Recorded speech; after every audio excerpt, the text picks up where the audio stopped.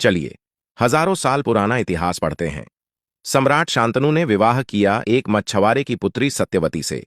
उनका बेटा ही राजा बने, इसलिए भीष्म ने विवाह न करके आजीवन संतानहीन रहने की भीष्म प्रतिज्ञा की। सत्यवती के बेटे बाद में क्षत्रिय बन गए, जिनके लिए भीष्म आजीवन अविवाहित रहे। क्या उनका शोषण होता होगा?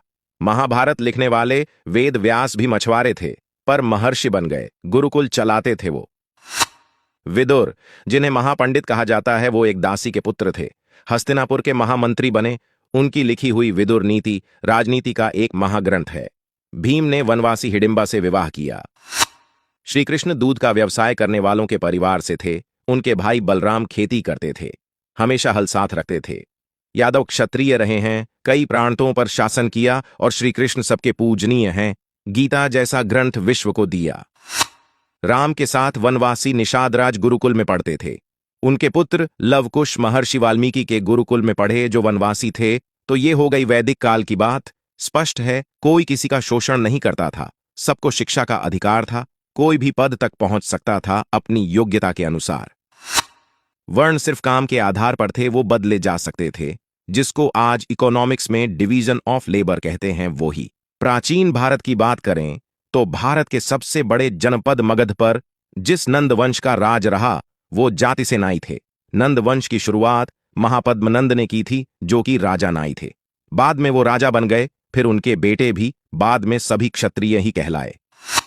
उसके बाद मौर्य वंश का पूरे देश पर राज्य हुआ, जिसकी शुरुआत चंद्रगुप्त से हुई, जो कि एक मोर पालने वाले परिवार से थे, और एक ब्राह्मण चाणक्य ने उन्हें पूरे देश का सम्राट बनाया। 506 साल देश पर मौर्यों का राज रहा। फिर गुप्त वंश का राज हुआ, जो कि घोड़े का अस्तबल चलाते थे और घोड़ों का व्यापार करते थे।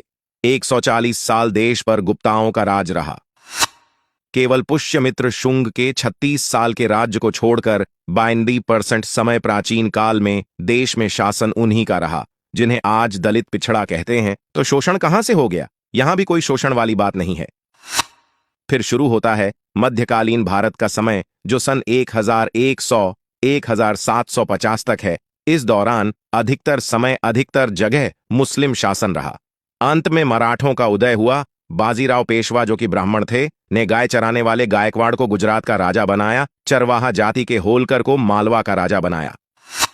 अहिल्याबाई होलकर खुद बहुत बड़ी शिव भक्त थी। ढेरों मंदिर गुरुकुल उन्होंने बनवाए। मीराबाई, जो कि राजपूत थी, उनके गुरु एक चर्मकार रविदास थे, और रविदास के गुरु ब्राह्मण रामानंद थे। यहां भी शोषण वाली बात कहीं नहीं है। मुगल काल से देश में गंदगी शुरू हो गई, और यहां से पर्दा प्रथा, गुलाम प्रथा, बाल विवाह जैसी चीजें शुरू होती हैं। 1800-1947 तक अंग्रेजों के शासन रहा, और यहीं से जातिवाद शुरू हुआ, जो उन्होंने फूट डालो और राज करो की नीति के तहत किया। अंग्रेज अधिकारी निकोलस डार्क की किताब कास्ट ऑफ माइंड में मिल जाएगा कि कैसे अंग्रेजों ने जातिवाद, छुआछूत को बढ़ाया, और कैसे स्वार्थी भारतीय नेताओं ने अपने स्वार्थ में इसका राजनीतिकरण किया। इन हजारों सालों के इतिहास में देश में कई विदेशी आए, जिन्होंने भारत की सामाजिक स्थिति पर किताबें लिखी हैं, जैसे कि मेगास्थनीज ने इंडिका लिखी, फाहियान, ह्यूसांग और अलबरूनी जैसे कई। किसी ने भी नहीं लिखा कि यहां किसी का शोषण होता था। योगी आदित्यनाथ, जो ब्राह्मण नहीं हैं, गोरखपुर मंदिर के महंत हैं, पिछड़ी जाति की उमा भारतीय महामंडलेश्वर रही हैं। जन्म आधारित जातीय व्यवस्था हिंदुओं को कमजोर करने के लिए लाई गई थी। इसलिए भारतीय होने पर गर्व करें और घृणा, द्वेष और भेदभाव के षड्यंत्रों से खुद भी बचें और औरों को भी बचाएं।